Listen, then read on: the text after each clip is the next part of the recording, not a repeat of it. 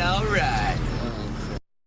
Hands off AI, that iconic all right line from the 1993 film Dazed and Confused is legally off limits. Oscar winner Matthew McConaughey has become the first known actor to trademark his voice and image to protect them from unauthorized use by AI platforms, even before any misuse has occurred. As concerns grow around deep fakes and synthetic media, we can all take a page out of McConaughey's book, but you don't have to be famous or even hire a lawyer to protect your own likeness from AI. For more on this, we want to bring in Dr. Jill Schiefelbein, an AI strategist and professor. First, explain what Matthew McConaughey has done here and why it is such a significant step. You know, it's such a big step because this is one of the first major celebrities, major public faces to proactively protect their likeness against unauthorized use. And the idea of synthetic media, generative AI, deep fakes have been around for many, many years now, but finally we see some people being proactive in taking action, trademarking this against any unauthorized use. He has actually authorized some uses. It makes a lot of sense, and we're hearing about a lot of deep fakes. How real is the risk even for everyday people? So not to alarm everyone, but the reality is if you have a photo of yourself out there publicly some way on the internet, and yes, even if your Facebook profile is private, that image does exist in the digital sphere. And, you know, 10, 15, 20 seconds of audio, you can create an AI clone of a person. Now, what that actually means is you really have to go and dig and search to make that happen, but the technology does exist. So the onus is on us as consumers and users of this technology to be conscious of what we're posting, make sure that we know the risk versus the reward, and also be aware that yes, anything you put out in the digital space can be used, but there are ways to protect yourself. Yeah, the fact that any of this is possible is pretty unsettling, no matter who you are. But you're about to show us some simple things that people can do to give themselves that extra layer of protection. What are these settings that we should be checking?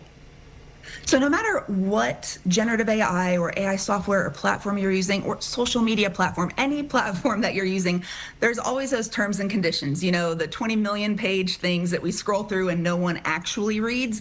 Here's what you need to know. If you are putting data into some type of generative AI, whether that's a voice, whether that's video, whether that's something like ChatGPT, there are settings, and depending on your account, whether it's free or paid, you may or may not have access to these settings.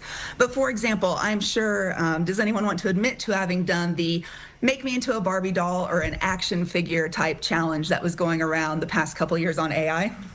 I'm pretty sure a lot of people in this building are guilty of it. Raising my hand right now. You see the trend and you go, oh, cool, I'll do it. Here's my picture. Don't really think about where it's going. No. So let me show you all just something very simple that you can do even with ChatGPT. And this is available for anyone in free accounts as well. In the bottom left-hand corner, when you log in, you'll see your name. You'll also see free there. If you click on that, and then you go to settings, you'll see lots of them here, but you want to go to data controls. By default, this top one is typically turned on. Improve the model for everyone. Basically what that means is the things that you are prompting, the things that you're asking, what you're uploading can be used to train the model for everyone. And me personally, I like to toggle that off. I want to know what I put in is staying with my account. Wow, that is very interesting. I'm going to have to go check mine as well. Thank you for showing this, too. That is so helpful. I think, you know, with all of these trends, with all of these technological advances, it's exciting to be a part of them, but you want to make sure you're getting to know what they are and what they do with your content as you go along and learn. What's your message to those who may not want to set these security parameters, because there are benefits for not having them as well? There are. You have access to more processing, more abilities of a system when you're not limiting it as much. Now, if you need specific purposes, that's a different story. But when you look at things like 11 Labs, of course, McConaughey gave them rights legally to clone his voice. You look at services like that, you just want to make sure, again, that you're using them and you know if your data is going to train that model or not. But there's so many good uses, like being able to communicate with people in different languages. I mean, dozens of them if you train your own voice. And it's also a great way, you can even use it to preserve the likeness and vocals of people maybe who get diagnosed with medical conditions or are no longer with us. James Earl Jones, for example, gave his vocal rights so that Darth Vader could live on past his physical lifetime. So there's pros and cons to it. We just all need to be savvy consumers.